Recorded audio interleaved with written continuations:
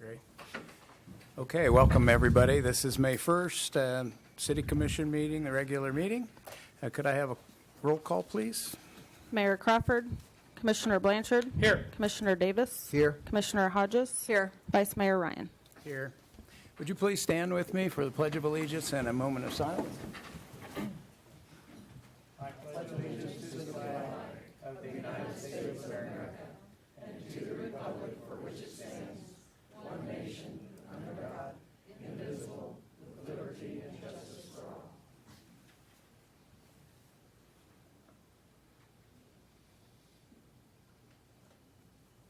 Thank you very much.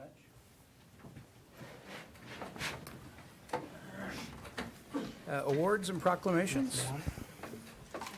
Item 3.1, the month of May 2017 is National Bike Month and Bicycle Safety Month. The week of May 15th through 19th, 2017 is Bike to Work Week, and May 19th, 2017 is Bike to Work Day in the city of Salina. Cheryl Brown will read the proclamation. Ms. Brown, welcome. Cheryl Brown, 210 South Estates Drive.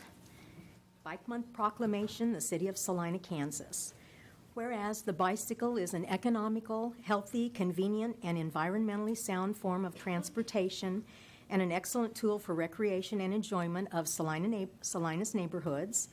Whereas throughout the month of May, the residents of Salina and its visitors will experience the joys of bicycling through educational programs, races, commuting events, the Pedal Power Festival, or by getting out and going for a ride. And whereas the City of Salina recognizes the bicycle as a legitimate roadway vehicle which is entitled to legal and responsible use of all public roadway facilities in Kansas, except highways constructed to interstate standards. And whereas the City of Salina, recognizing the use of bicycles as a viable mode of transportation, endeavors to promote safe and responsible bicycling and is committed to incorporating the development of bicycle facilities in its strategic plan and comprehensive plan. And whereas creating bicycle-friendly communities has been shown to improve citizens' health, well-being, and quality of life, to boost community spirit, to improve traffic safety, and to reduce pollution, congestion, and wear and tear on streets and roads. And whereas May has been declared National Bike Month for each of the last 61 years, and is so again in 2017. And whereas the League of American Bicyclists, bicycle clubs, schools, the Parks and Recreation Department, and the other city departments and hospitals, companies, and civic groups throughout Kansas will be promoting bicycling as a leisure activity, as well as an environmentally friendly alternative to the automobile during the month of May 2017. And whereas the education of bicyclists and motorists as to the proper and safe operation of bicycles is important to ensure the safety and comfort of all users, now therefore be it resolved that the members of the governing body of the City of Salina hereby recognize the month of May 17th as National Bike Month and Bicycle Safety Month, and the week of May 15th through the 19th, 2017, as Bike to Work Week, and May 19th, 2017, as Bike to Work Day in Salina. Be it further resolved that the governing body of the City of Salina urges all who support bicycling to participate in the events planned and urges all road users to share the road safely with bicycles and bicyclists, adopted this first day of May 2017, signed by Carl Ryan, Vice Mayor. Thank you very much. 61 years, is that right? 61 years. That's hard to believe. Well, do you have any other events planned? Pedal Power, I think We do. am interested to know when I'm supposed to ride my bike with you. All right, you received my written letter of invitation, and I hope all of the rest of you did also. This year's Pedal Power Festival is focused on bicycle safety for children. It's scheduled to be held Saturday, May 20th at Oakdale Elementary School at 811 East Iron from 10 o'clock to 3 o'clock. It is a free citywide event, and it's a bring your own bicycle event also. It's sponsored by Salina Parks and Recreation with huge support from USD 305 and very generous support also from local businesses and individuals. And it's coordinated by the Salina Advisory Bicycle Group. The first activity actually begins at 9 a.m. From Ad Astra, and that's the mayor's bicycle ride that we hold every year. And Dean Andrew will be leading a group of riders at that time, and Kay Crawford has agreed to say a few words for our kickoff of our event. Dean will lead a nice, easy, gentle, fun ride. Flat and smooth, right? Smooth ride, exactly. And he will bring his group and arrive at Oakdale School about the time that the gates open. That would be 10 o'clock. The first 100 children that enter will receive free bicycle helmets. I did mention that this is a free citywide event. Everything is free, including the lunch. Bill Fekas will be serving, along with his crew, a hot dog lunch, and we're expecting approximately 1,500 children. So it's a big event this year with lots of volunteers helping us. Let me think here. There was something else I wanted to add before I move. Oh, Salina Police Department will be coordinating the bicycle safety rodeo for children, and there will be children's games and activities all over the playground, along with wonderful activities, exhibits, and an incredible vintage bicycle collection inside the multipurpose room. Some of the activities on the playground will be a how slow can you go activity, bicycle tightrope. There will be a bicycle boulevard for children to travel on that will be decorated by the artists at Oakdale School along with their teacher, Vicki Marcosi. They'll be out at 8 o'clock that morning working on chalk drawings on the sidewalk. There will be a cyclocross course that will be open for everyone to ride. And if you know what that is, it's a course with curves and switchbacks, and the idea is to ride that as quickly as you can. There will be an actual demonstration of cyclocross riders at 1 o'clock that day. There will be a poker run ride that starts at 11. And let me think here. I think I've covered just about everything. So what questions do you have for me? I got my question in. If those are all the activities you have, then I'll greet you up here and give you this signed proclamation. All right, and I would like to give you the library here. Thank you very much, and I hope to see you there. Oh, yeah. Gives me 3 weeks to practice. Might have to get some air in my tires. It's been raining quite a bit lately. Thank you so much. Thank you. Proclamation number 2 is I'll take the burden off of our clerk today because she does read everything for us. So I'm going to read it for her. The week of May 7th through the 13th as Municipal Clerks Week in the city of Salina. And I will read the proclamation. Shandy Wicks is our city clerk. I think you should come up to the podium if you don't mind. You don't get to be in the limelight very often, so we should let the many, many viewers I know are out there watching us live have a chance to see you. The proclamation for Municipal Clerks Week, May 7th through the 13th, 2017. Whereas the office of municipal clerk, a time-honored and vital part of local government, exists throughout the world, and whereas the office of municipal clerk is the oldest among public servants, and whereas the office of municipal clerk provides the professional link between the citizens, the local governing bodies, and agencies of government at other levels, and whereas municipal clerks have pledged to be ever mindful of their neutrality and impartiality of rendering equal service to all, whereas the municipal clerk serves as the information center on functions of local government and community, whereas municipal clerks continually strive to improve the administration of the affairs of the office of the municipal clerk through participation in education programs, seminars, workshops, and annual meetings of their state, provincial, county, and international professional organizations. Whereas it is most appropriate that we recognize the accomplishments of the office of the municipal clerk, Now, therefore, I, Carl Ryan, Vice Mayor of Salina, Kansas, do recognize the week of May 7th through May 13th, 2017 as Municipal Clerks Week, and further extend appreciation to our municipal clerk, Shandy Wicks, and all municipal clerks for the vital services they perform and their exemplary dedication to the communities they represent. Dated this first day of May, Carl Ryan, Vice Mayor. Good job. Thank you, Shandy, for all you do. How long have you been the city clerk? I started with the city in February of 2000, moved my way through the ranks, and I became city clerk at the end of 2014, first part of 15. Became a certified municipal clerk in 2012, and I'm currently working on my certification for master municipal clerk.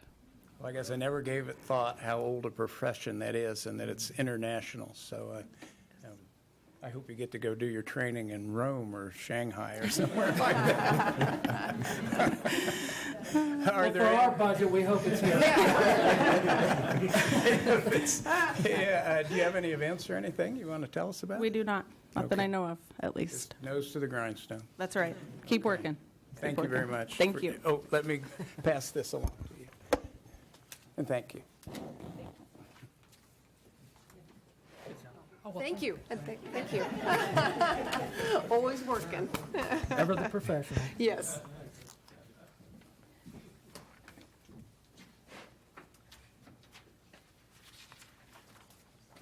Would you like to take up and read our third proclamation? Item 3.3, the day of May 4th, 2017, as National Day of Prayer in the city of Salina. Kawana Scott, City Coordinator for National Day of Prayer, will read the proclamation. Good afternoon.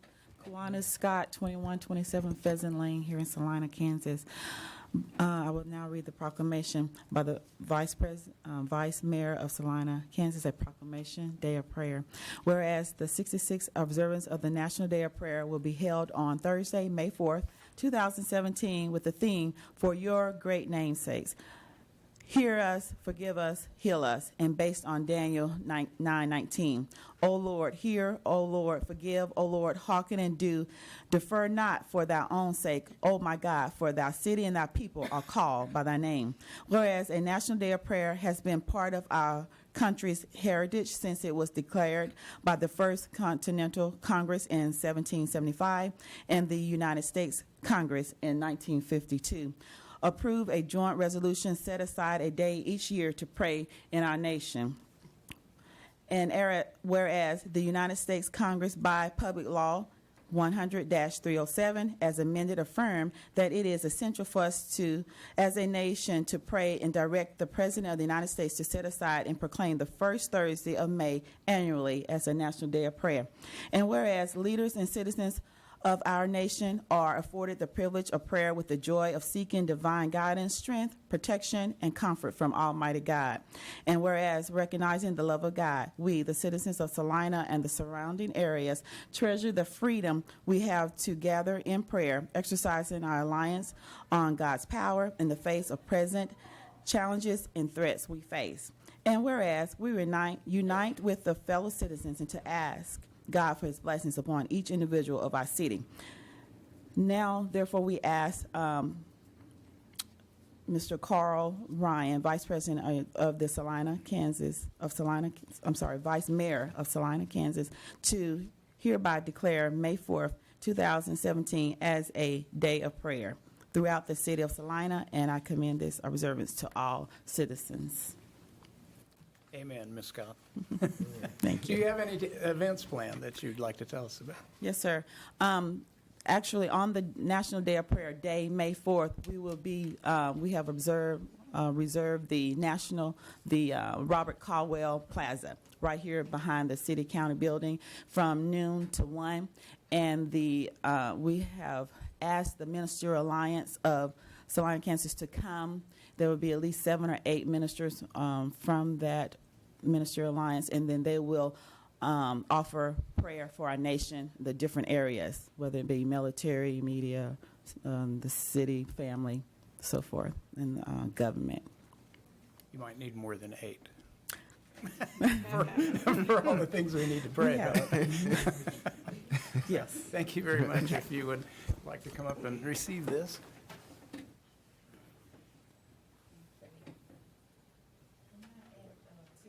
I add to that? I am doing this, and all of you may know Miss Roberta Huseman. She passed away last year, and she usually would come up and proclaim this for Kansas, and you may for Salina. And so I am doing this in reservance of honoring of her, because she comes every year, has done it for probably over 20 years until she had really took sick and could not do it. And we would like to thank Kansas Westland for kind of picking up the slack to have the National Day of Breakfast Prayer, which they did on last week. So, Well, Roberta was a beautiful person. And Yes, her yes. kids and my kids were all in dance. Yeah. amen. And we love her so much. Yeah. Thank you so much. Our next agenda item is a citizens forum. Is there anyone that would like to address the community? I would like to. Please. If you would say your name and address for our clerk's record, please. Stacy Lundquist, 10965 West State Street in Brookville, Kansas. First, may I submit this, please?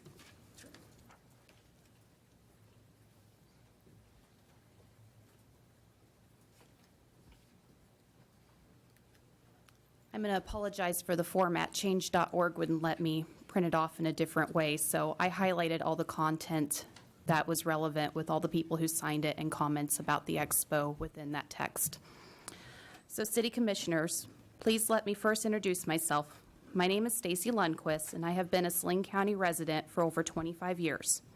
My family has had deep ties to the community of Salina for over 75 years, being residents, local business owners, as well as city, county, and state leaders.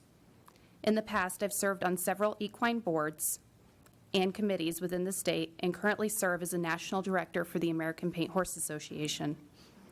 I have actively followed the research, the planning, and any news of the Saline County Expo during the past decade. I'm relieved that the county commissioners understand that currently we do need to start planning for the future of the expo, and we need to decide a structured plan. The problem is there is no current answer on the lease that's going to expire in 2019. I will tell you from my experience in planning and managing horse shows that events take months or years to plan. Facilities book up quickly, and our parent associations only allow certain dates to be released due to competing shows throughout the Midwest. Those associations and clubs need to be able to start for planning for 2018 now, and soon they need to plan for 2019 in order to fulfill their needs. I think I can safely speak on the behalf of the equine community in Kansas when I say that we have very few facilities to choose from in our state, and they do book up fast. We need to be able to plan for our future events and secure dates for our associations and clubs. As a citizen of Saline County and as the user of the Saline County Expo, I urge you to give the county commissioners a decision on the lease of the expo. We, the citizens of Saline County and users of the expo, we need an answer, and we deserve an answer for our future. Thank you very much. Thank you for your comments. This is quite a volume here. I will submit this to the city manager that he can collate that for us. Mayor, I appreciate that. I have a question for Ms. Lundquist, but you don't have to answer it today. But one of the, as we think about that facility being in our community, and I don't think anybody argues about the importance of the facility and what it does, especially from the equine perspective. But the question I want you to think about it, and you can get back to us anytime, is what is your vision for that facility? What it is, what it can be, what it could be, thinking about 20 years out, 40 years out, 50 years out. I think that's really helpful for us to know. Well, I think that we need to come up with a plan for that. And there's a lot of facilities that we visit throughout the Midwest that have a very functional multi-space event center. It's not just horse shows being put on there, it's trade shows, it's expos, it's toy shows. It's one weekend we had a prom at the same time we had a horse show in Lincoln, Nebraska.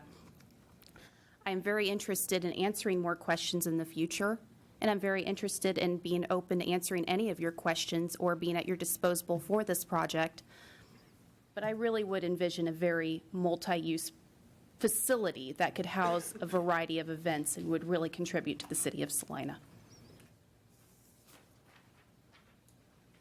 Well, I'm sure you were mindful of your concerns, and they're on our agenda for discussion. We may not have acted on it quite as quickly as some in the public and the county would like us to just yet, but we'll get to it in prompt time. Yeah, and just as a reminder for others that might be following this topic as well, the way your agreement is set up today with Saline County is you have the basic agreement would expire in 2019, but Saline County has the unilateral ability, absent a couple of exceptions, to extend on year-to-year leases through 2023. So for 4 additional one-year leases, they have the ability to trigger those themselves. So practically speaking, there's really an agreement through 2023. We don't have any plans to address at this point any of those exceptions. I can't say we wouldn't, but I think the odds are very, very small because we haven't talked about any major capital projects I think would interfere with that. I appreciate you making that comment. I mean, that's a timeline that been the number that's been more in my mind, 2023, and I think it's been a misconception in the press, or at least when it's talked about, that 2019 is some sort of deadline out there, and it's not. Do you have any anticipated date that there might be that joint study session with the county commission, and that Ms. Lundquist may want to, and others may, it will be a public event, they would be, it would be open.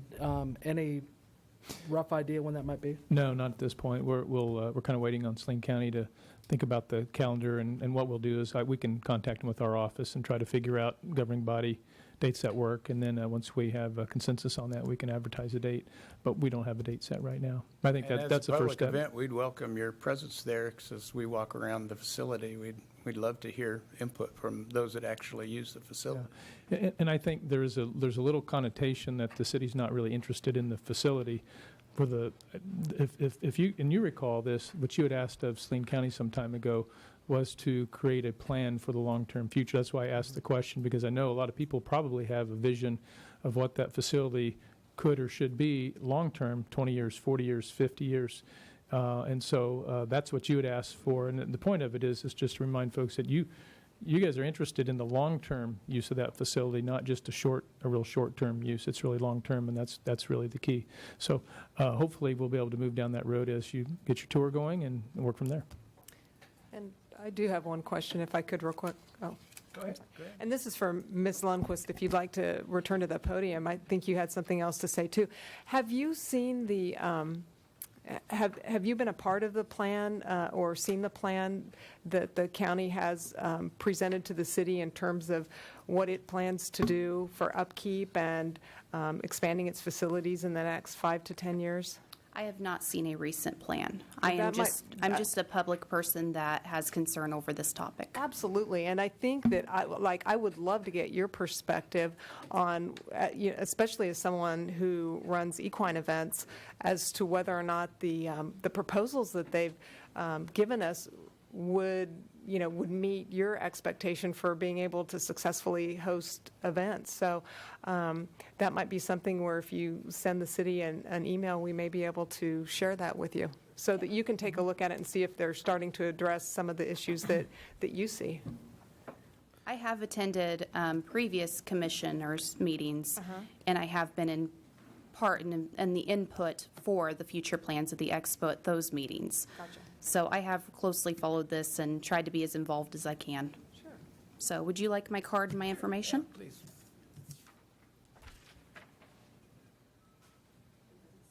Thank you so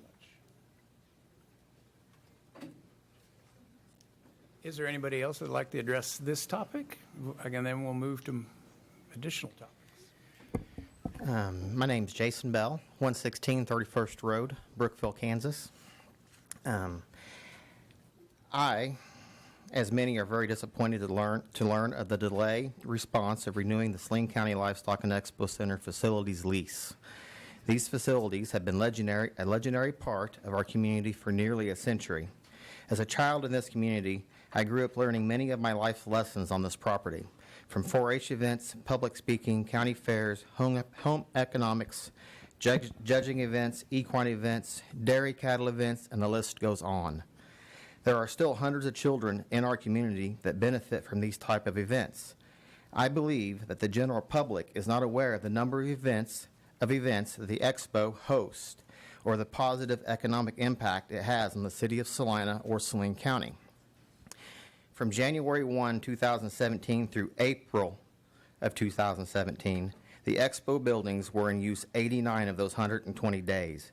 In May of 2017, there will be events 27 of 31 days, with several of those being multiple-day events. As an adult, I still benefit from events of that nature, as my children, my nieces, my nephews, and friends and their children are now engaged in those events. However, it is important to note that one of the very first things we look for when we're planning our personal calendar are events to be hosted there. We often attend horse shows, rodeos, auctions, gun shows, and so on at these facilities. If we are trying to energize our downtown and create a draw, let's start here. The Expo Center brings more business to that area, bar none, than any other businesses or event centers. I do think it would be a mistake and very sad indeed not to renew the Expo Center's lease. I do appreciate your consideration. Thank you, Mr. Bell. Any questions for Mr. Bell? Others? Well, he's on his way, so you're next. Hello. Chris Rost, 5001 North Crystal Springs Road. And I have served on there's a joint kind of committee that's been together with putting together a plan for improvements for the Expo Center. And it was my understanding that those plans had been shared with the City Commission. So there is some plans to make improvements to that facility.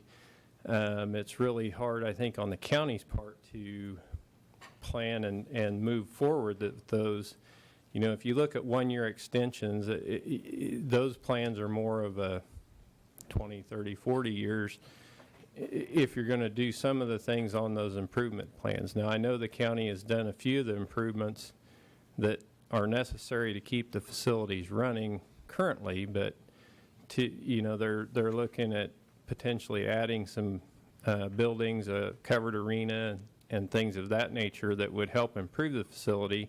They have done some things to aesthetically improve the facilities. They've done some painting and things of that nature, but I think it is hard on the county's part to put forth taxpayers' dollars, not knowing if, whether you want to look at it as 2 years or basically 5-6 years down the road, to spend a whole lot of money on those facilities, not knowing if you're going to be able to stay there. So that's kind of my opinion. I've been involved with the Fair Board since about 2003, and so we use those facilities for the Tri-Rivers Fair. Also, I'm involved in the Farm Show, which uses both the city facilities and the county facilities to host that show. So I think there's some good combinations there. I think also that if the river project goes forward, that can be a big part of beautifying that area. So anyway, just my opinion. Thank you very much. Thanks. Questions? Ma'am, you're next. Thank you. If you would like to be. I'm Dina Brandenburg at 3301 Canterbury Drive, Salina, and we coordinate the Heartland Toy Show that we put on in the fall. And we use both Kenwood Hall and the 4-H building for our event.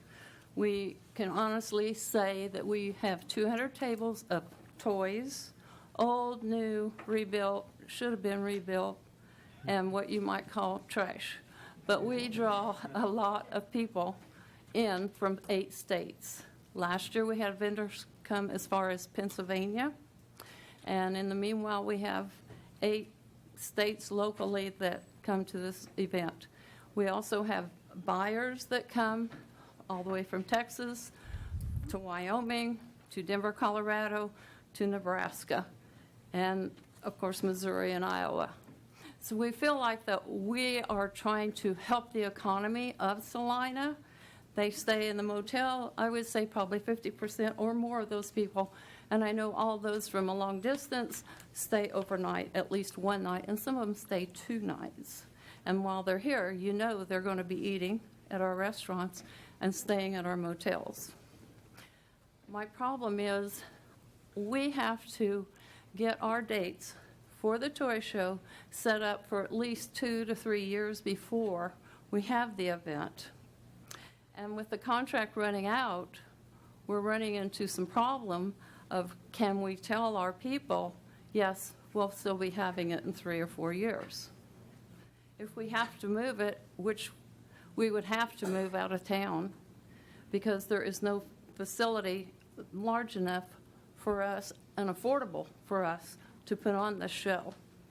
And we would have to look at McPherson or Hutchison that could give us the space at an economical rate. Okay? That's what I have to say. Thank you very much. Any questions for Ms. Brandenburg? Anybody else like to address this topic? Please.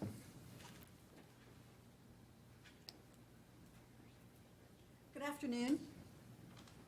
Let down, yes.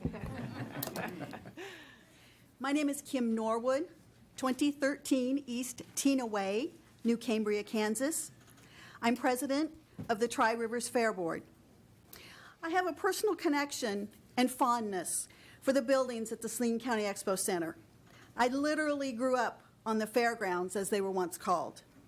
First as a 4-H'er, then as a teenager and young adult, I assisted my parents as they hosted and general managed several quarter horse shows every year for over 10 years.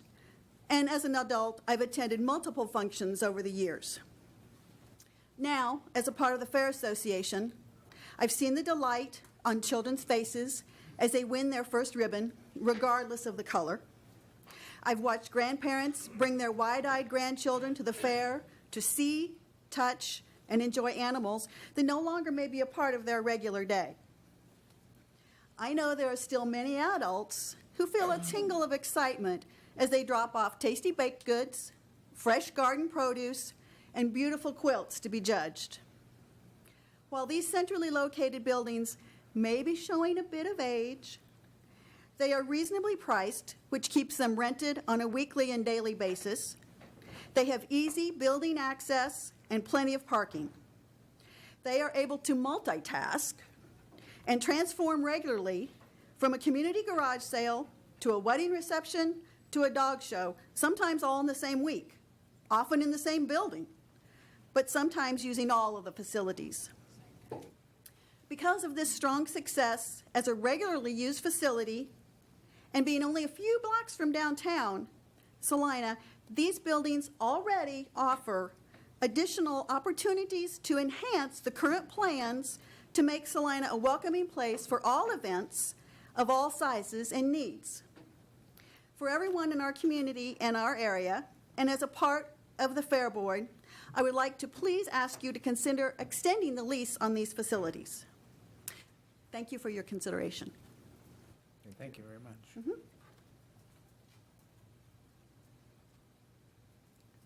Are there others?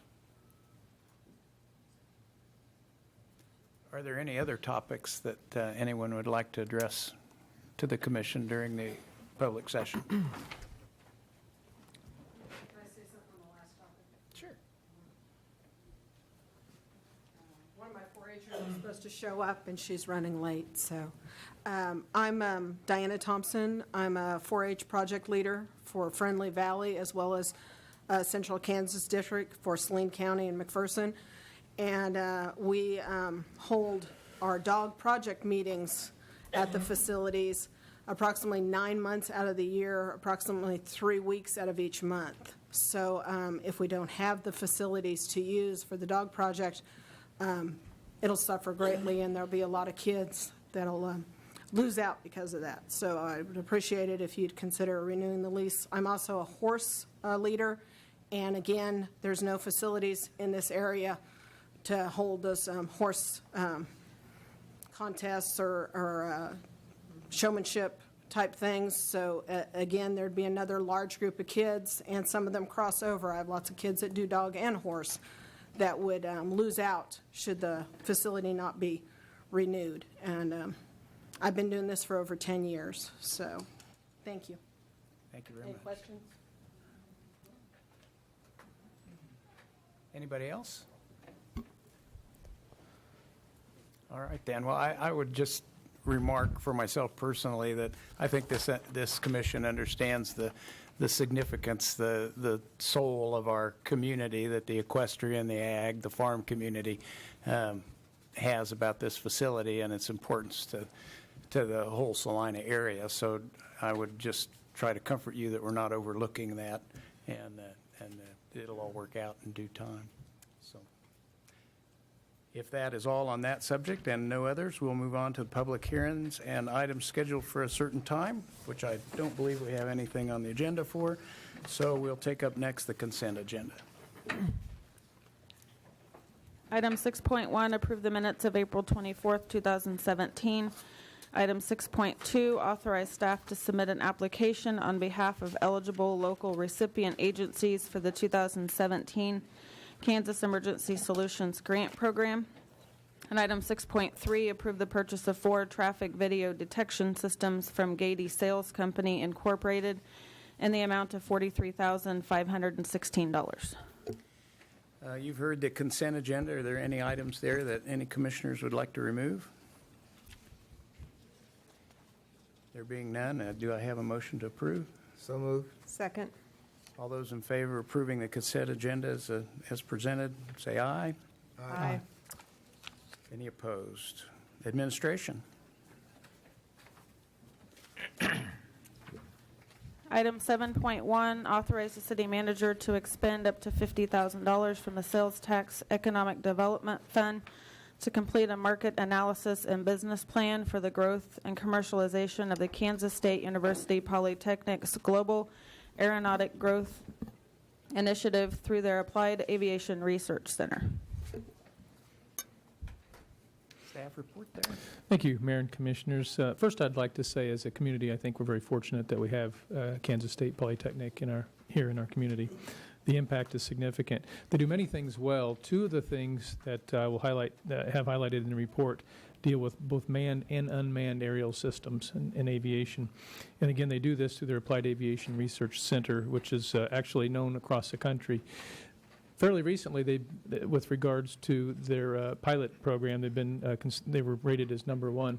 And I don't know if they still hold that, but I'm going to stick with that story right now. I think they may. And when we think of the unmanned aerial systems, somewhat ranked as #2 with a strong desire to be #1. That tells you, and those are national rankings, that tells you right there the quality of the program and the potential that you have at this with this entity, this university here in Salina. It's really kind of cool to be thinking about that. We're at a stage as we look at the both manned and unmanned aviation type issues of trying to decide where can we be nationally long term, and how can that affect the commercialization and job growth in our community. So both from an educational perspective and from a commercialization perspective, a business growth perspective. And so that's why we're here today. We are asking, I'm providing a staff report to ask for funding for the Global Aeronautic Growth Initiative Strategic Plan. The first step, as you know, before you go out and start experimenting with certain strategic passes, it's really good to have a strategic plan for that. And we're talking about a couple of major paths here that we're dealing with. And so we have the primary purpose is to deal with that commercialization as it relates to their educational emphasis locally. The final version of the plan would be it's a market-based approach. So that's really important because we're talking about what is the national market, where's it going to go in the future.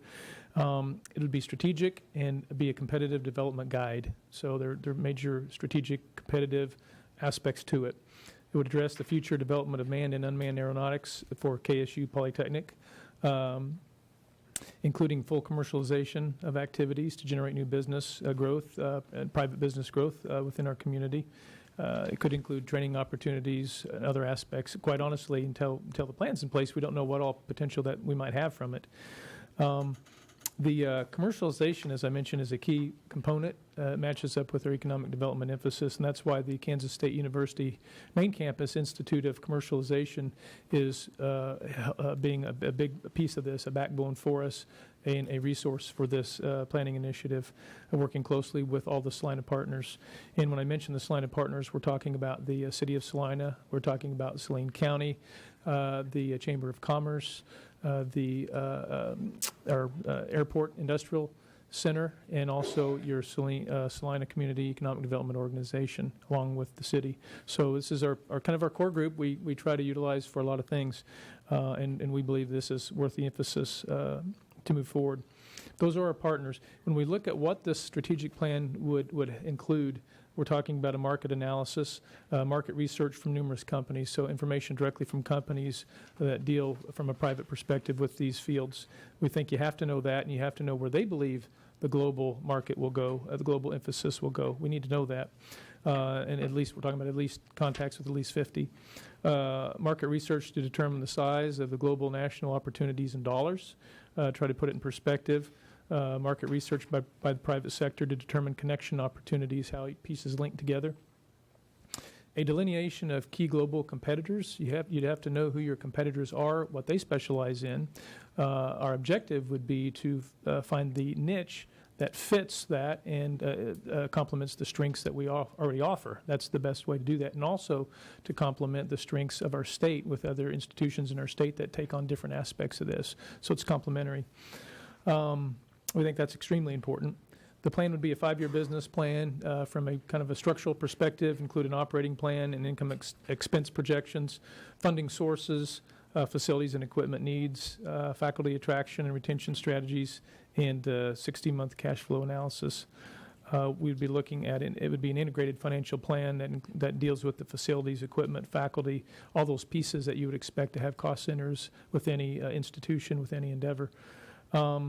A determination of the sources of funding associated with the cash flow analysis over that entire 5-year period. The other thing to emphasize, too, is that in the planning process, we still need to work out some final aspects before we would dive in. But most of the planning would actually occur through the Institute of Commercialization at the K-State main campus, or as part of that entity, working with all of the local partners. There is a need to use outside consultation as we look at some of the private market factors, but the outside consultant wouldn't necessarily be the driving factor, wouldn't be the creator of the plan. It would be a resource of information to include for the strategic aspects of that. So it would really be a strong collaboration of the Institute for Commercialization, the local entities, along with the private sector consultation that we would need to address the private market factors, and really the strategic approach that we need to take. The total cost of the plan at this point is estimated to be $100,000. It's sort of a new area, so I'll say that we don't know if that will be where it ends up, but that's what we're budgeting at this point in time. We have funding commitments from all the partner entities in the amount of $10,000. That provides for half of the funding of $50,000. The remaining $50,000 is what's being requested from the city of Salina to create the $100,000 total amount. Again, the final scope of services, the form of agreement, will still be determined as we get the next step. This is really to determine if we can even have the funding commitments to make this go forward. But if we can get that, then the local partnership would continue to coordinate with the KSU Institute for Commercialization and go to the next steps. Just kind of a reminder, too, just so you have a little bit of history. It wasn't too many years ago that the city of Salina did help fund the startup, really, for Kansas State University, a Polytechnic, with their unmanned aerial systems program. And they've really been able to develop that and show us what the potential could be there with the number 2 ranking. So we know there's potential, and we know that there's global potential, and I think that's the important thing. And we know what the local potential is and how they can match up. And we actually have sort of a 2-step funding at different aspects of that program. As we look at our own strategic plan as a community and as an organization, you don't have any strategic goals that are kind of dead on set with this. This is a little bit different as we're really thinking about positioning ourselves for the future. But in your visioning, your shared vision statement, you do have a couple areas that I think hit this. One is to be supportive of lifelong learning opportunities through all forms of education, which include higher education. And we know we've talked for a long time that the growth in higher education is really important for long-term economic development. It provides good, stable jobs, good salaries, good benefits, and so forth. And it gives you really attributes in your community with regards to speakers and just knowledge opportunities you wouldn't otherwise have. The second item is Salina will encourage and be supportive of industrial development, economic expansion, market-driven tax-based growth, and homegrown entrepreneurialism. And this really kind of grabs a lot of those types of things, actually, so we think that is applicable as well. As I mentioned, the request from the city is $50,000. The current balance this would come from the sales tax fund. We have an economic development pot for that. That has a fund balance right now of about $800,000, so there's no question you have the cash flow to fund this endeavor. At this point, it's a one-time ask for this piece of it, and then once we have a plan, we'll kind of know what the future holds, and we'll all be putting our heads together again to think about how do we position ourselves in the future, working with Kansas State University main campus, Polytechnic campus, our community entities, the state of Kansas, which is a big player in all this as well as we move forward, and any other state institution that we believe can be beneficial to helping us move forward and be competitive. So we have three options. One would be to authorize the city manager to expend up to $50,000 from the sales tax economic development fund to complete a market analysis and business plan for the growth and commercialization of Kansas State University Polytechnic's Global Aeronautic Growth Initiative. Alternative 2 would be to look at some other funding level. Alternative 3 would be not to authorize any funding at this point in time. Staff recommends alternative 1, and I'd be happy to answer questions. And we have a whole host of folks who can also answer questions. And actually, I'll list them. They may want to make a statement first. We'll give them that opportunity. But we have Dr. Fitzsimmons, Verna Fitzsimmons, the dean of Kansas State University Polytechnic. Kurt Barnhart is with us as well with their aviation programs. With the Institute for Commercialization at main campus is Rebecca Robinson. We have Eric Brown with our Chamber of Commerce, Mitch Robinson locally with your Community Economic Development Organization, Tim Rogers with the Airport Industrial Center. So if I can't answer a question, I know we can get it answered for you, but I do want to leave it open in case they may have something they'd like to state before you get to the questions. Please, if you have some prepared remarks for us, let's start. And if there's any of you that'd like to address us.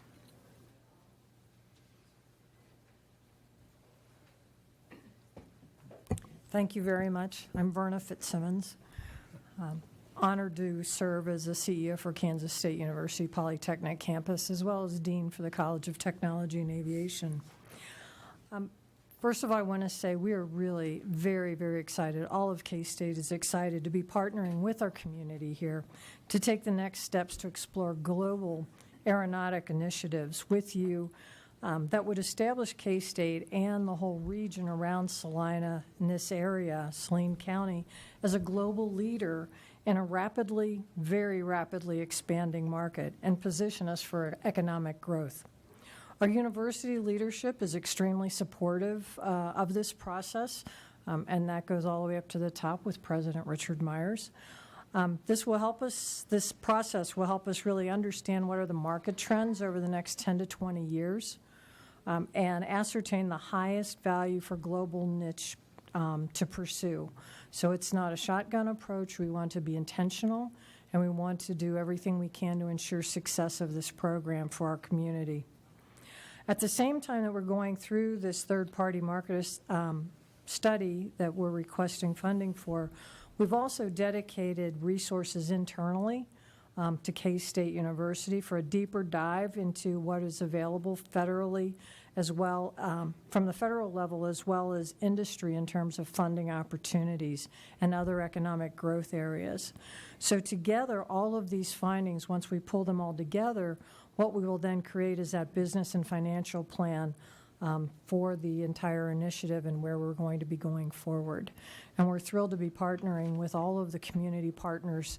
I mean, this is really very exciting to have the opportunity to work with the county, with the airport authority, with the new economic development organization in the county and the city, bringing this all together to really try to move the area forward in this incredibly amazing new area and industry that's developing. Thank you. Thank you.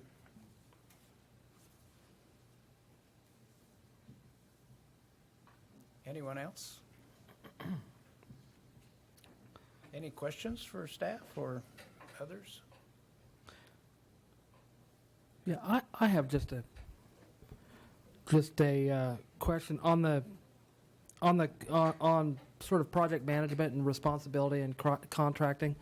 Would this be Institute of Commercialization being the contracting party and being responsible for sort of the reports and so on, or is this part of K-State Polytechnic, or where does the on the work product end? on the entities and on our end, who is their main contact point on our side? Is it the EDO? Is it the city? You know what I'm saying? Who are the primary parties in the contract? Yeah, it would be based on the funding. All the parties that we just listed would be party to the forum. That's the next step, is to determine the forum. One of the aspects we have to consider is that it will be a competitively strategic document that will try to, in essence, the whole objective is to create a competitive edge for Kansas State University Polytechnic in the future. So the handling of it is very important as we think about the competitive nature of that document. And so one of our next steps, if the funding is there, would be to determine that question specifically. So I can't answer it today. So but would we be putting out, would it be, we'd fund and then we'd put out an RFQ or an RFP? Is that the process? It could be for the Okay. consultation part. A lot of the work will actually occur with the Institute of Commercialization in coordination with the local entities. We have worked very closely as a group, so I didn't anticipate we will continue to do that with every aspect of this, and also work closely with the selection of any consultant assistance that we need to give us the strategic edges that we're looking for as well. So we've really done it that way. But as far as when we think about what a final agreement would look like, or who would be the handler of the final product, that's the next step if we know that we have funding lined up. And all of that leads to the future, which is if we have a strategic document that we think is advantageous to the university, we want to make sure that a competing university or entity doesn't have that same document. So we have to be thinking about that long-term handling of it. But that's our next step, is to actually be able to answer that more specifically. But we will each of us, be integrally involved in the entire process. That may be really the question that you're asking, but we definitely will, have been from the beginning and will be throughout. Other questions, remarks? What does the timeline look like on this project? Quick. Quick? Yeah. Yesterday? I'm assuming that time is of the Yeah. essence in order to take advantage of the way you've already positioned yourself at the top of the we field. would like, I think, go ahead, Dr. Fitzsimmons. Right now, we're working off of For the folks at home. hello to the folks at home. Right now, we have a very aggressive timeline schedule, and we're hoping to have all of the information collected by early fall so that we can start on the business plan. As you alluded to, this is really time sensitive. If we're looking at other municipalities in other states, they're jumping out ahead, and we want to be intentional, but we want to get it done very quickly as well. Right. There is a sense of urgency. Well, and having been in a few meetings with where Dean Fitzsimmons and Dr. Barnhart and Mr. Rogers have spoken, it's extremely exciting what's on the horizon for K-State Polytechnic, and I'm very glad that we can support your initiative. I would say for the Salina and surrounding community, real economic development potential. Of course, you had me when he said K-State was #1. I was just listening to the rest to be polite. Well, I have a lot of confidence in the team that we have. I think we Right. can come up with the strategy that really, hopefully, puts us in the position we want to be in. But we have really bright people that understand the industry, and then to go out and talk to the private sector and complement, that's the key piece. So I'm very confident in what we can bring back. Is there a motion? Yes, Mr. Vice Mayor, we authorize the city manager to expend up to $50,000 from the Sales Tax Economic Development Fund to complete a market analysis and business plan for the growth and commercialization of Kansas State University Polytechnic's Global Aeronautic Growth Initiative through their Applied Aviation Research Center. Second? Any other discussion? All those in favor say aye. Aye. Any opposed? That item carries 4-0.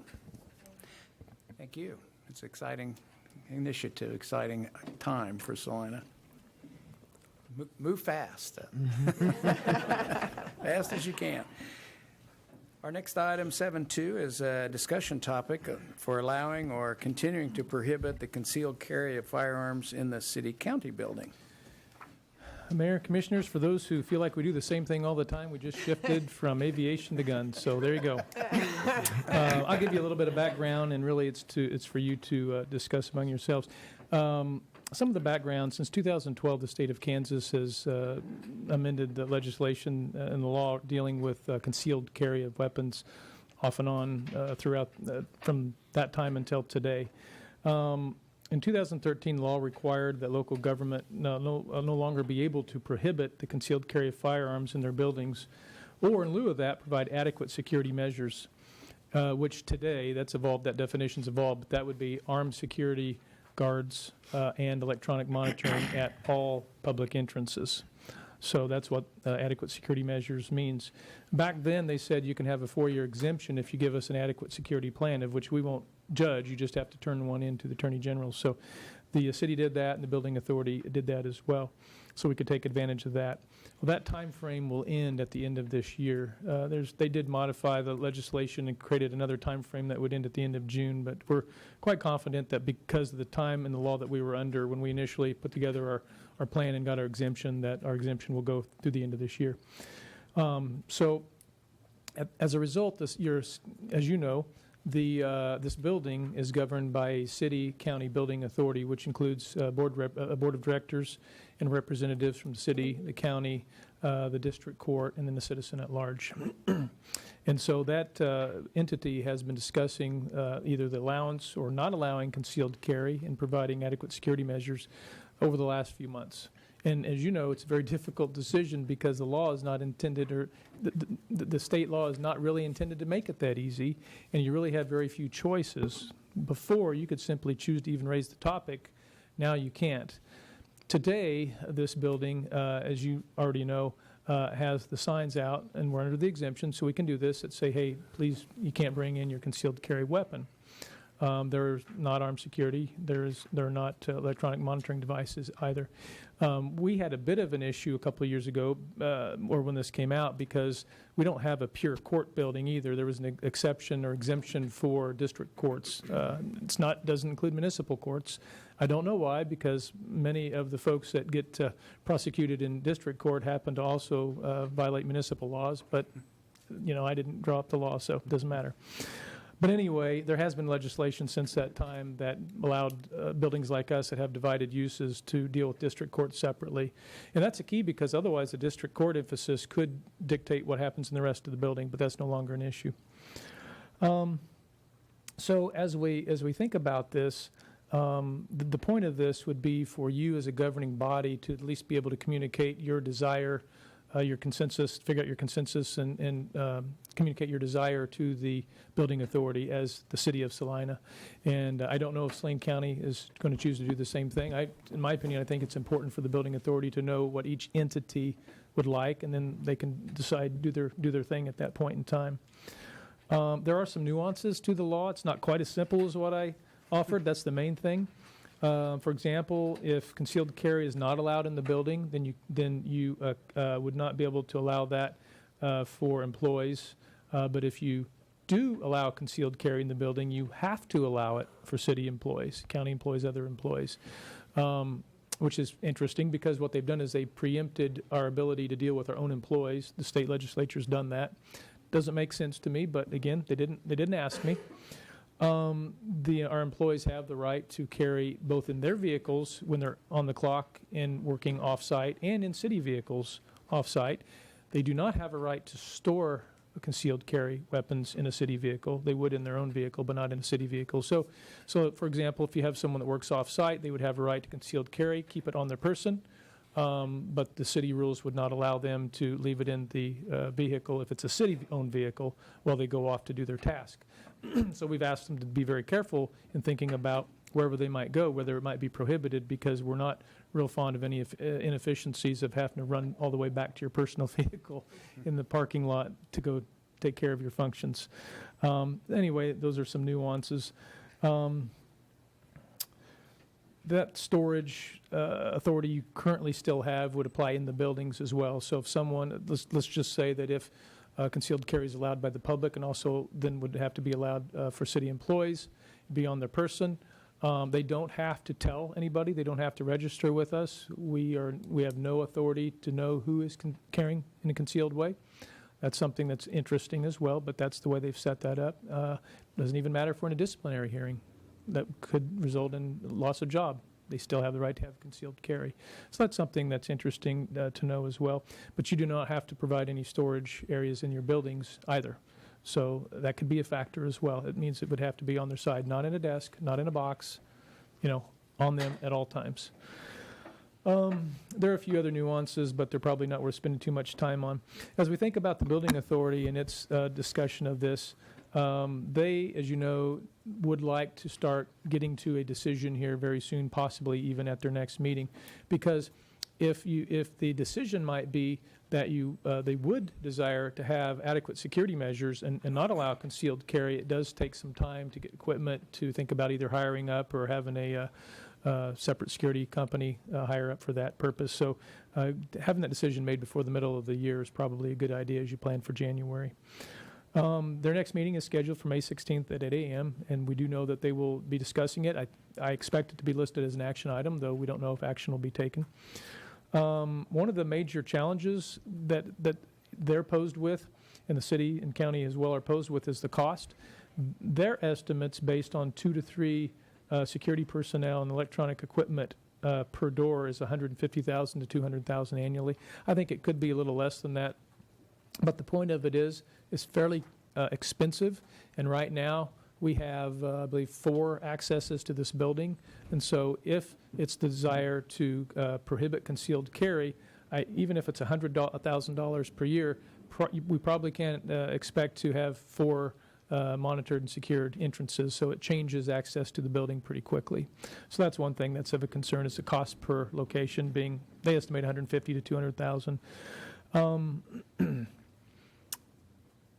They recently conducted a survey of the building personnel, the employees. I don't think a survey's been conducted of patrons. I may be wrong, but I'm not aware of that one. But they conducted a survey of building personnel, and the results are included here. There were basically 5 questions. Let's see here. There we go. The first one just simply deals with the not allowing concealed carry in the building, with a secure entrance, a single secure entrance, presumably the south doors to be used by both the public and employees when entering the building. They estimated armed security, 2 to 3 deputies, a metal detector, or some other form of machine. The estimated cost $150,000 to $200,000 annually. You could expect overtime unless we change your meeting date time frames. So overtime would be as part of that.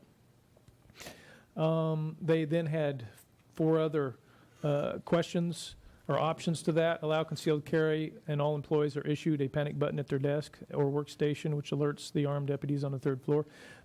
On the city side, most if not all of our workstations do have those panic buttons. We may not have all of them, but we do have quite a few of those panic buttons. So they said, hey, we're going to allow concealed carry, but to enhance our ability to respond to a situation, more panic buttons. The 3rd item would be allow concealed carry. And for offices that want more security, it's their choice. They could remodel their office to include the bulletproof type glass, security glass, if they wanted to. It's hard to estimate that at this point. Allow concealed carry and have a uniformed officer. Add security in the building on the 1st and 2nd floor from 8 a.m. to 5 p.m. So there's a cost to that as well. But presumably increasing security and making folks feel safer in the building if they didn't already feel safe. They estimate $40,000 to $60,000 annually, presuming, I think, one person. I think it might be a little higher than that with benefits, but that's pretty close. And then allow concealed carry and conduct your daily operations like you currently do. No change, just allow it in. And so you have one option that would ban concealed carry in question 1, and 4 questions that deal with some form of allowance, and you could go in between those as well. The results showed that for out of 70 respondents, and we don't have a breakdown of city and county employees here, really a good one, but 17 out of 70 went with the option 1 of ban. You had 4 for question 2, 3 for question 3, 12 for question 4, and 34 for question 5. Question 5, again, leave it the same. So if you add up, you had 17 respondents, in essence, that said ban it under the scenario that was provided in the question. Don't allow it. And with the 4 questions that would allow it under certain circumstances, it looks like 46, 49, 53, 53 respondents that said in some form we're comfortable with that. We had an initial survey some time ago that was more basic than this. It was just kind of loud or don't. That was a little bit different. It kind of tells you how you ask questions can be a big factor. Neither survey is scientifically valid. It's just really trying to get an idea, so you know that. I have included a copy of a prior study session PowerPoint presentation when we were last talking about this late last year. I'm not going to go through all that. It'll take too much time, and you've had a chance to look at that. And also, you had provided correspondence to the building authority back on September 15th of 2016, and at that time, it indicated you discussed the implications of concealed carry options. You recognize it's a difficult issue. We all know that by now, don't we? For a lot of reasons, and that with this in mind, the governing body, this is letter was from me, asked me to communicate to the building authority that your preferred approach is not to allow concealed carry of firearms into the city-county building. So that was on September 15, 2016. That was your thought at that time. Doesn't mean that is what it is today. But anyway, that's some background information. I'd be happy to try to answer questions if you need as you discuss this. But again, we don't really have recommended actions. It's for you to discuss, ask questions, feel comfortable with what you know, and if you have consensus, to be able to forward that to the building authority. So be happy to answer questions. Questions, Commissioners? If you have any.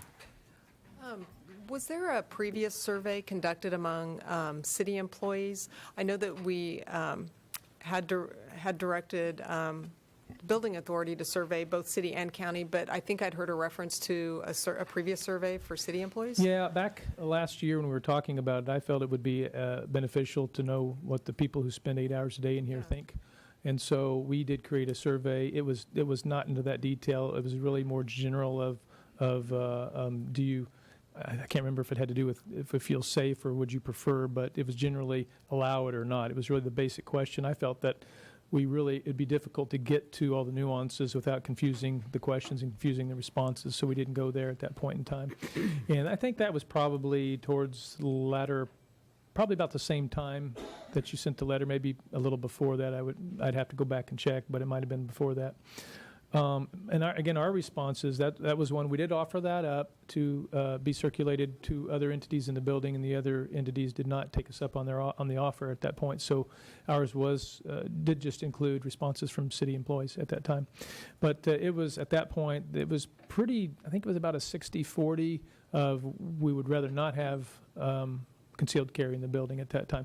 We didn't talk about costs, security options, really. We just really described what it would mean, and that was it. So we left it pretty generic at that point in time. So that's why I say how you ask a question is really important when you're talking about validity of a survey. So I can't tell you which one's right. It's both our information based on a context. Has the building authority considered the need to increase our own armed protection in this room if concealed carry is allowed in the building? I would probably defer that to your two building authority members, but I don't recall at least not much discussion on that, if any. So No. they're saying no. I don't recall any. No, they have not. Neither in my time. And the reason I ask is, much of the discussion that we have here, well, not much of it, fortunately, but a lot of it can get heated. And at least for me, I don't mind engaging in vigorous give and take because I do feel safe in this room, and that's probably because right now there shouldn't be any firearms in this room other than with Officer Gayworth on the side there. And when I know that is not the case, I might be a little hesitant to challenge some of the facial expressions that show up at that podium. Because you just don't know. I mean, it's the reason in certain cities and certain streets you don't challenge folks in certain situations because they might be carrying. I don't think that we've had enough crime in this building for anyone to feel the need to bring a firearm in here. And in fact, if a lot of people feel the need to bring a firearm here, that to me is the very same logic that I would use to say, well, in that case, we need to screen everyone coming in if you feel as though this building is not safe. I mean, that very logic says screen. I was very much opposed to concealed carry in the building in 2016, and nothing I've seen has changed my mind on that. And just look at our newspaper. I dare say most days 25% of the articles involve what? Gun violence. It's #1 public health problem in the United States right now, besides poverty, I guess. But this, like movie theaters, restaurants, I mean, this should not be a gun zone. I just don't. It's expensive, but it'd be naive for us to think that things that happen in big cities can't happen here. And it's a lot of money, but once something happens here, the sense of security in this building or anywhere in town will drop to zero. And that's what you call real terrorism, when you can work on somebody's mind before they leave their house. Yeah, and I think part of the difficulty with this is that guns are a topic that if you ask for an opinion, you will get a response with an opinion, typically from people. And there, as you mentioned, it can be heated. Usually it's a pretty strong opinion, and particularly now there's a lot of political ideology out there on both sides of a lot of topics, and that's one of them. And so you'll hear folks say, if you do this, then this will happen, or if you do that, that'll happen. And the fact is, nobody knows. I don't know that I can find a study to support either side. I don't know that you can find a study that will allow you to predict what will happen in your building, with whatever options that you have in front of you. I've heard people say, well, we've had the signs up for a long time, but we haven't had security, so people just bring them in anyway. They don't know that unless you asked everyone who's entered the building and they give you an honest answer. You absolutely don't know the answer to that question. Most people are generally law-abiding people, and they don't like the thought of the hassle of being arrested and going to jail or having their face and name in the newspaper for that. There are exceptions, as you know. And so we really don't know what's happened in the past, and so as a result, we really don't know the impact of what would happen in the future. And a lot of this was around gun violence in schools and other places. There has been some gun violence in local government buildings. Kirkwood, I believe it was Kirkwood, Missouri, a few years ago was an example of that, but it's been more prevalent in other places, actually. But quite honestly, if the intent of the legislation is to eliminate a mass shooting, it will not work, because buildings are not set up to do that, nor are security systems, so it will not work. So I've always thought the thing that's kind of driven me to think about is the issue of exacerbation of a hostile situation that might start with an argument, maybe would end with a fist fight before that. If you have more guns, does it actually encourage the opportunity for someone to lose their cool, in essence, lose their composure and use a weapon? Honestly, I don't know if that would happen. I don't know if exacerbation is a real issue or not, but certainly then you have to weigh, I think, that type of danger or hazard with access to the building. You have to weigh that with cost and all those other factors. My point in saying that is I don't think they gave you a really good set of options, and I think that was intentional. And quite honestly, unless something's changed since the last time I've been in the Capitol, you're not going to be able to take your gun into the state Capitol. Last time I went through the security, they had armed security, and these are the folks who believe in checking the gun box, a lot of them. You couldn't bring your weapon into the Capitol. And I don't believe that a state legislature is any more important, or legislator is any more important, or any more hazard or danger than potentially local governing body, local appointed officials. I don't believe that at all. So I think unfortunately there's an unfair application to local governments not to be able to make their own decisions. But that's where we're at. And so unfortunately we can't give you the best information that says, if you do this, we can tell you this will happen. We just certainly can't. I it's think difficult. We're probably more at risk because the crazy knucklehead who's going to fly off the end is probably not going to take the time to drive all the way to Topeka, park his car, walk all the way in there. They're going to come to their local council meeting. Sorry, go ahead. I did want to say I appreciated getting the feedback from you now, Mr. Gage, in terms of what the city employees wanted, and then the survey information that we got from the building authority. I did, just to kind of get a sense of where the community is on this, because I know how I feel on it, but I don't know how the patrons who come to the city-county building feel about it. So I did put a survey up on my City Commission Facebook page, and I want to take the opportunity to plug that. If people do have strong opinions, I'd love to hear what they are. So, I've got a question. It kind of goes along with some of, it kind of mirrors what some of the concerns about, there being an escalation of tensions and what that might end up looking like with different, hardware involved other than brass knuckles. So, but I kind of look at the two functions that we serve here, and one of them is we serve as a meeting place for the community. And everybody is welcome in this room. You can walk in off the street and you're welcome to come in and sit down in this room and participate. And then I separate that out from our workplace. It's our offices up there aren't completely open to the public. And so in a way, as much as I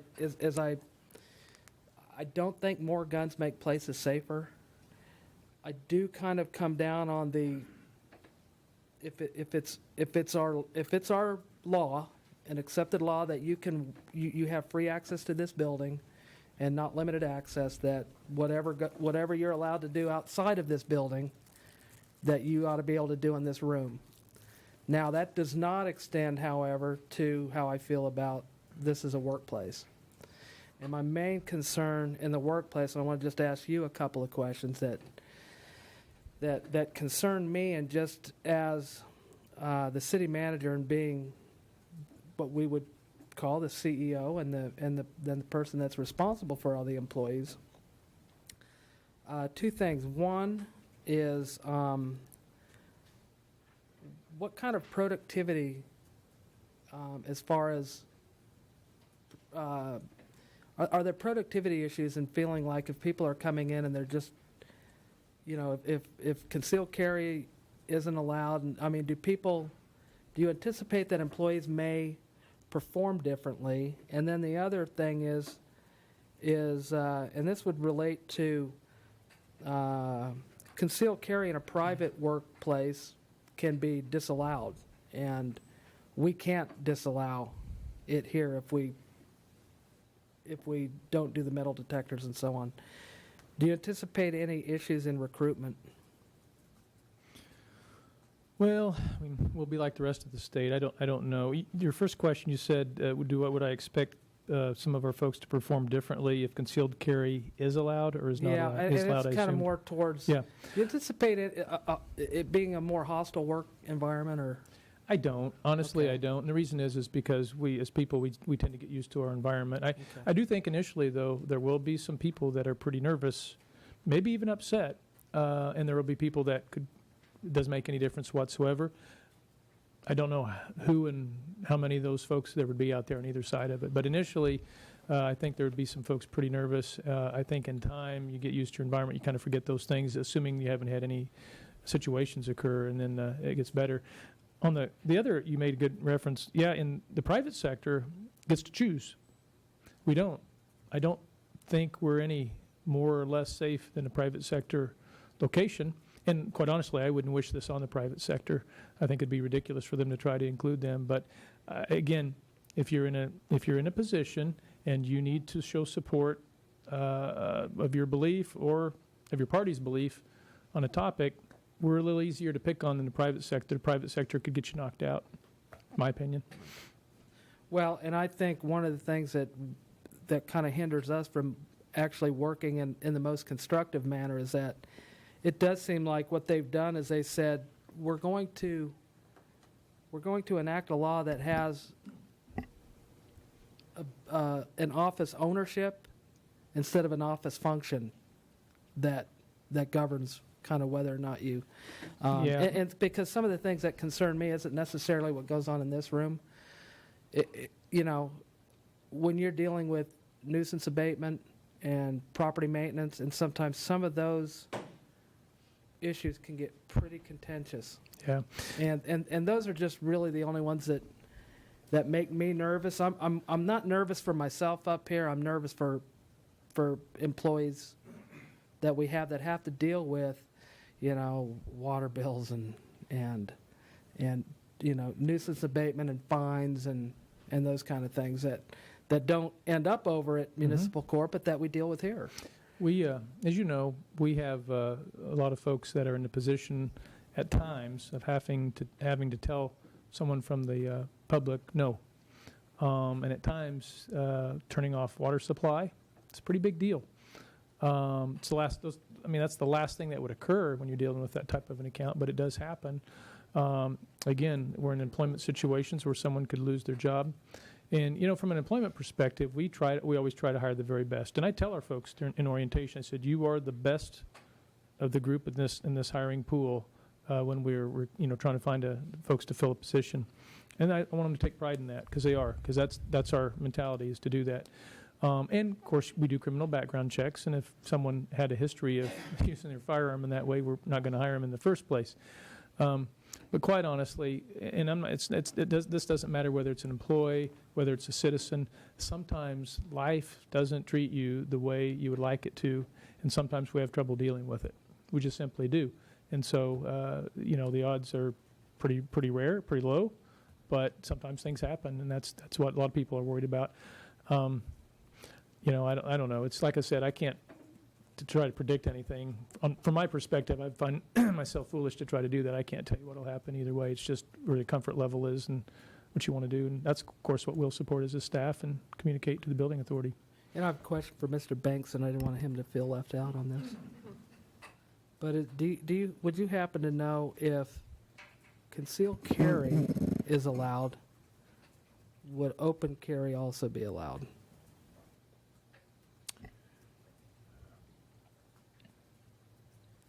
I don't know the answer to that definitively. Yeah. Have you, in the discussions with... I believe open carry already is, and it has been for years and years and years, and quite honestly, you don't see it occur often, so no one really thinks about it.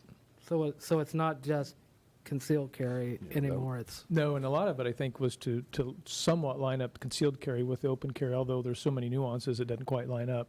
But I think that was partially the intent. Okay. Because that wouldn't be intimidating at all. Yeah, I sometimes wonder whether the intimidation factor weighs higher than, right. At least I know what I'm dealing with. I'm probably not going to be a smart aleck, Right, exactly. One other question. Does the city share any liability for harm that results from a city employee using a firearm during work hours? Let's say an incident right goes out of control and the city employee felt threatened, pulled out to concealed carry, right. The discharged it. statutory approach is that as long as the employee is using the weapon in accordance with the allowances in state law, which protecting yourself if you feel there's a threat against your life or the life of someone else, that's one of the reasons that's allowable. As long as they could show they were doing that, I wouldn't expect we would have any exposure. Now, if it was somehow integrated into a directive of work and something happened, I think that's a totally different thing.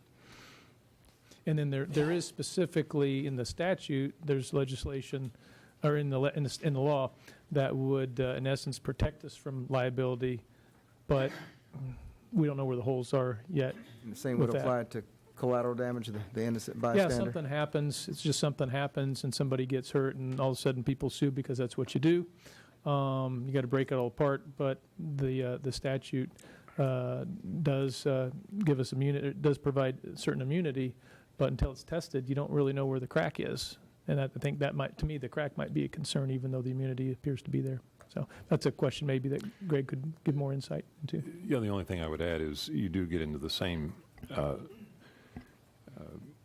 whether the employee in that circumstance is operating within the scope of their employment and how it's obviously a pretty fact-based circumstance as to whether the city has any liability and also protections afforded the employee in that situation if in the case of a need for any sort of defense of their action, both as it would relate to the employee and to the city.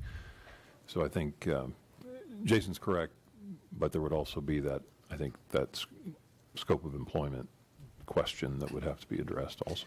Yeah, and at this point, just so you have an idea, the only employees that we have that would be allowed to use a firearm in the course of their employment would be law enforcement related. That's it. We at this point, we don't have anyone else. So if this came along and someone on their own decided that they wanted to use that without our consent, that would be a violation of our work rules. And if we were made aware of that, we would address it. Well, my contribution to the discussion, I guess, is that I'm just as confused about the choices here from a feeling standpoint, because on the one hand, it's just intuitive, more guns around isn't a safer environment. On the other hand, every time I go through a airport security line, I feel kind of indignant about that, and that's not the kind of world that I want to feel like that I live in, especially in my hometown.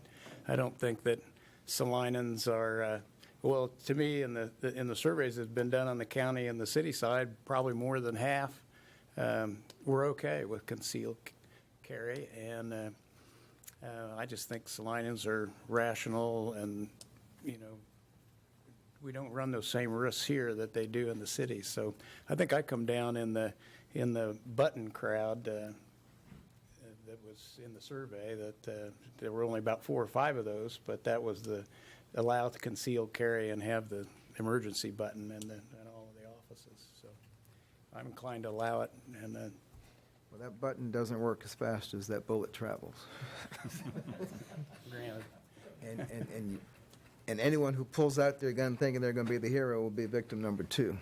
So, I grew up feeling pretty safe, so I'm relying on that. well, and when we were growing up, people, I think, were a little more rational. There were people under the influence of drugs, just with mental health issues, and they're here in Salina. I mean, a lot of them. And I would not be terribly comfortable knowing that many of them were sitting out in that audience. And it may not be anything you say. They just might be having a bad day. And yeah, this is not a liquor store. It's not a pawn shop. I mean, this is, I would think, as sacred ground as a church or a library. I mean, boy, of all buildings in town where you shouldn't need to have a firearm, this would be one of them. Well, Commissioner Hodges and I are on the building authority, and we appreciate you bringing this up because we felt like we needed to act on behalf of the board, and it was important not just to hear from the entire board on this, but also to give citizens an opportunity to tell us, either call or I had a couple of phone calls, and like your survey deal, we have people. I don't know if anyone's here or not, but we do have some people that remain in the audience, and I don't know if any of those would like to address this. We all have had personal comments at home and on our Facebook, so I guess it would be appropriate to take their comments here. Gary Schwarzenegger, 528 South College. Just off the cuff here, it seems entirely strange to me that when I talked to Governor Brownback and said, now, Governor, when you feel that you want open carry and concealed carry in your governor's mansion in the state capital, I'd be 100% comfortable having that be everywhere in the state. Seems terribly ironic to me that particularly Republicans would choose to exert state control and no local control in this issue. I agree 100% with Dr. Davis.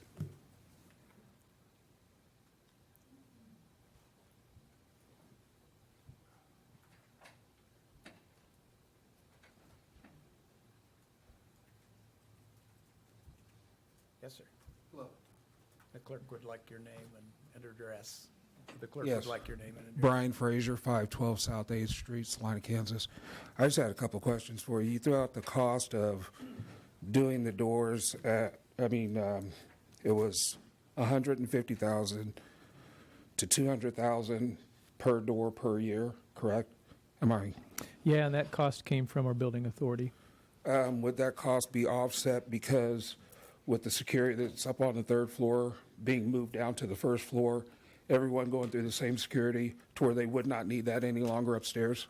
That actually was discussed somewhat at the last Building Authority meeting, and you two may want to speak to it, commissioners, but my takeaway from that was that they wouldn't want to change the security upstairs, and that we would just simply need to add it downstairs. But I'll let you speak to that.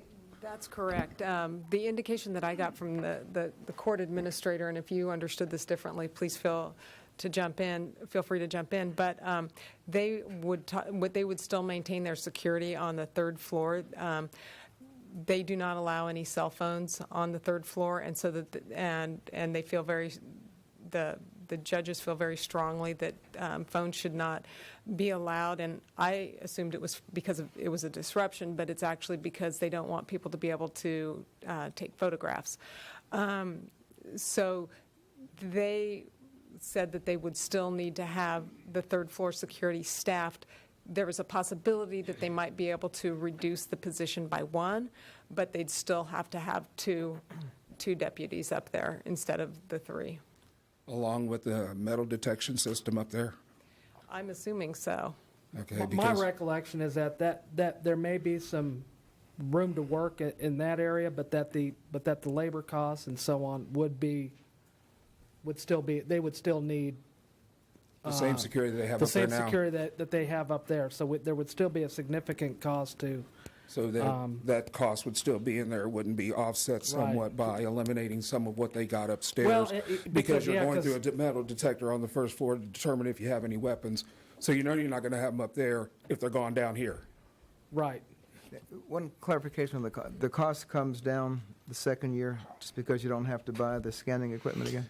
Yeah, I don't know what life you would have if it's 6, 8, 10 years on your scanning equipment, but that's a one-time buy, and then your labor cost would continue, so it should come down some after that. And then the other thing is during the regular work hours, well, during the hours that the district court is open, if they kept their security the same upstairs, which is what they've communicated so far, I don't know what percentage of the crowd comes into the building to go to the third floor, but they're not going to be carrying because they're just going to have to turn around and go right back out and put it in their vehicle. I just don't know what percentage that is, but it would address after-hours activity. Like I said, that was my main question, and I do feel like we need to have the security here. It's Salina, yes. People carry guns. They really do. Thanks.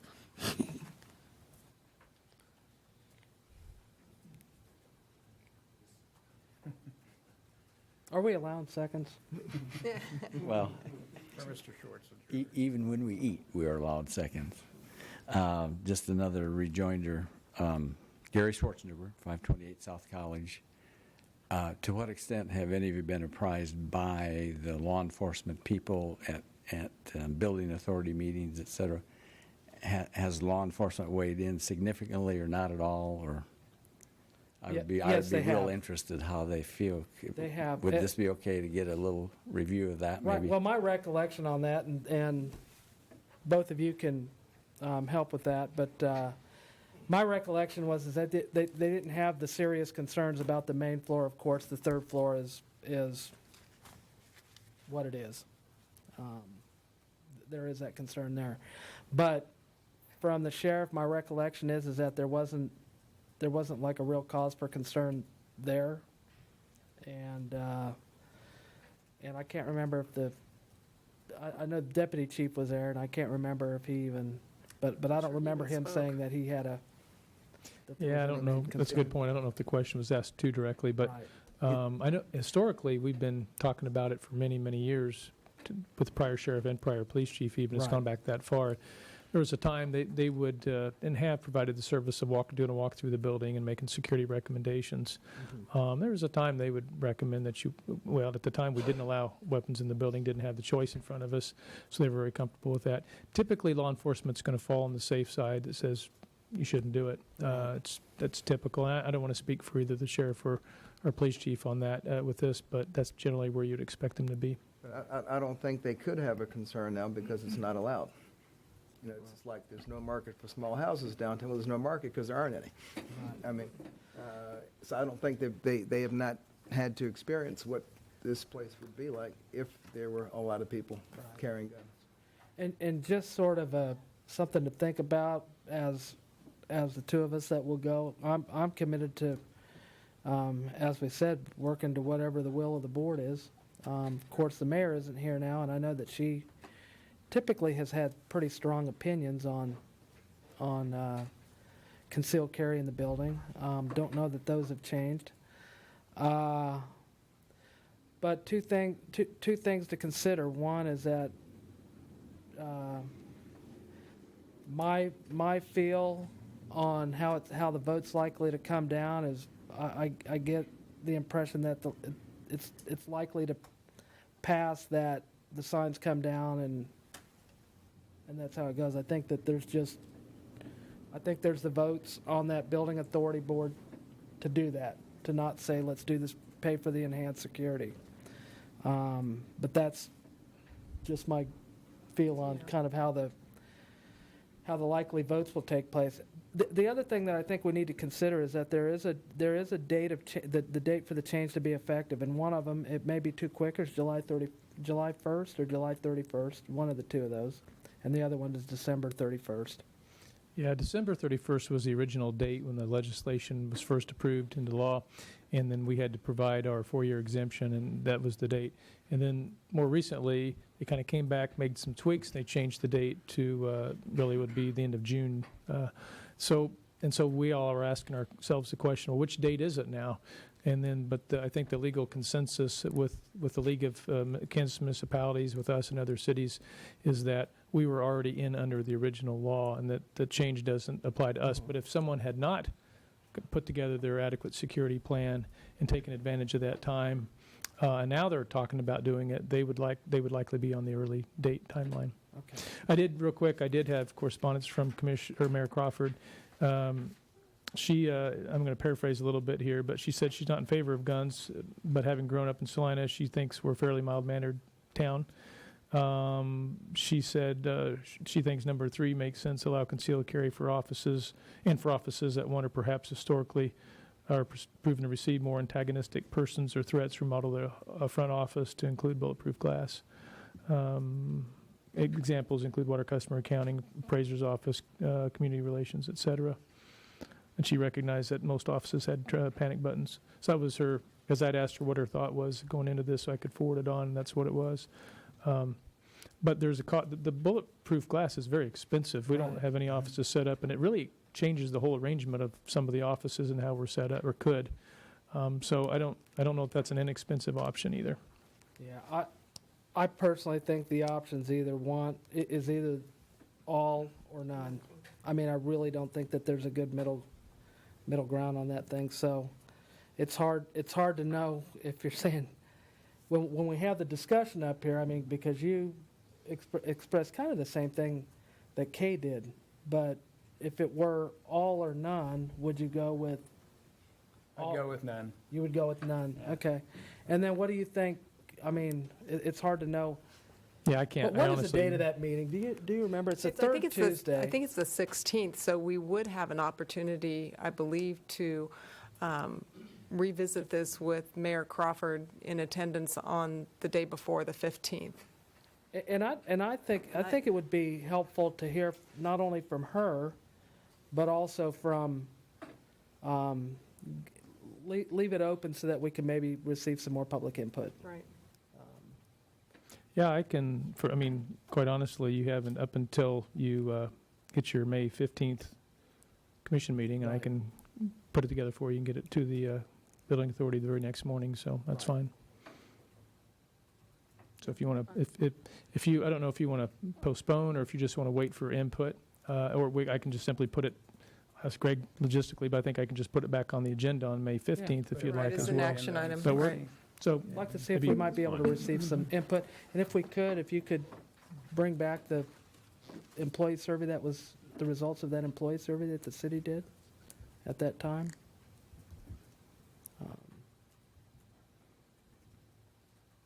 I can do that. Okay. Any more discussion?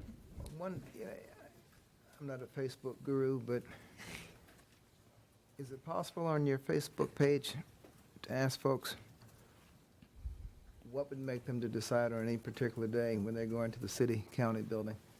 I'm going to take my gun with me today. Yeah. If they're coming here with $20,000 in cash to pay a bill, arguably good reason to at least have a gun in the car. But, why? I mean, no, and that's another question I wanted to ask.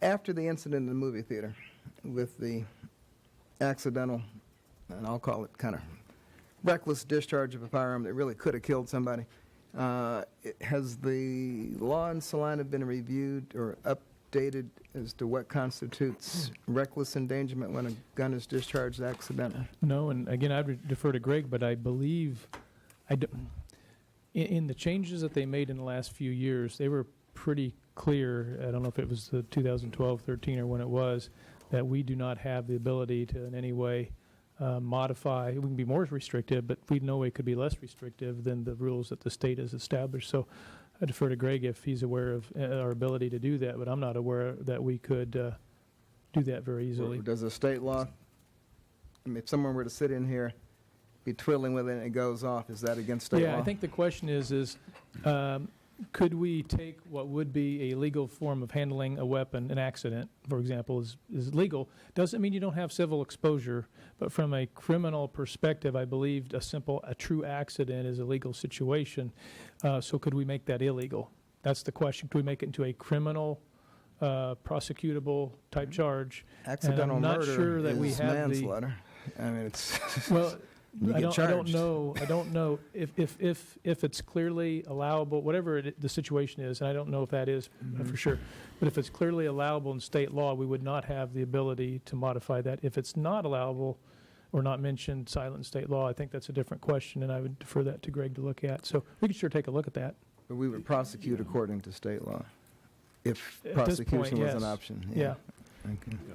Mr. Gage is certainly correct about the preemption in terms of any local regulation that would affect the ability or anything to do with concealed carry.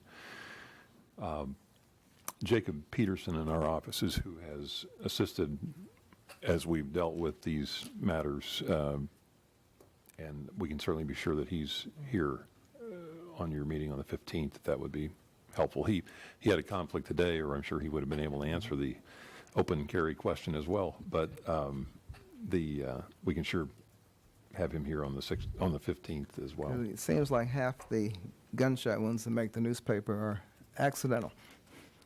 But if it, takes off a limb, takes out an eye, or kills a person, they're no less dead because it's accidental. Right. Yeah, we can have him look at it legally and give you an opinion. Are we ready to move on? Development business? There is none. Other business? There is none. Is there a motion to adjourn? So moved. Second. All in favor, adjourn? Aye. Thank you.